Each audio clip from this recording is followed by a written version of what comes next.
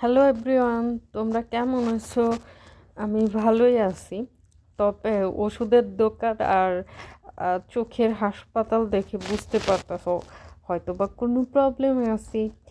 তো আমার বাবা একটু বয়স হয়েছে, 70-এর কাছাকাছি বয়স। তাদের তো এখন নানান রকম রোগ লেগেই আছে, অসুস্থতা লেগেই আছে। এমনিতে আমার বাবা হার্টের পেশেন্ট, তারপর হচ্ছে 2বার হার্ট অ্যাটাক করছে, রিং বসানো আছে। তো ভাবছিল তাকে নিয়ে আজকে গিয়েছিলাম একটু চোখের ডাক্তার দেখাইতে। আমার বাসার পাশেই একটা চোখের হসপিটাল আছে, ওই হসপিটালে নিয়ে গেছিলাম। তো ওই হসপিটালের ছোট একটু ক্লিপ নিলাম। তারপর কি বাসায় আসলাম। বাসায় এসে আমার খুবই খিদা লাগছে, কিন্তু কিছুই ভাত আমার খেতে মন চাইতেছিল না। তারপর আমি কি করলাম, মাকে বললাম আমাকে 2টা রুটি ভেজে দিতে।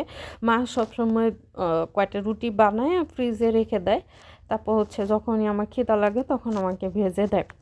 তো মাকে বলার সাথে সাথে মা হচ্ছে আমাকে 2টা রুটি ভেজে দিচ্ছে।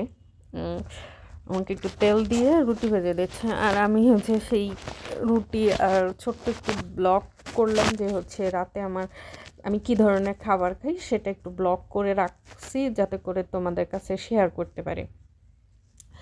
ইফ ইউ ডোন্ট মাইন্ড, আমার কড়াইগুলো আসলে আমি অত রিচ ঘরের সন্তান না, পুয়ার মিডল ক্লাস ঘরের সন্তান। তো আমি অত ভালো ভালো হাঁড়ি পাতিল ব্যবহার করতে পারি না। তো নর্মাল নর্মাল যেই আসবার কি বলে থালা বাসন আছে ওইগুলোই ব্যবহার করি। তোমরা এইগুলাই অ্যাডজাস্ট করতে হবে। যদি কোনো দিন বড়লোক হইতে পারি তখন হচ্ছে ভালো ভালো জিনিসপত্র কিনে তারপর তোমাদের সাথে ভিডিও শেয়ার করব।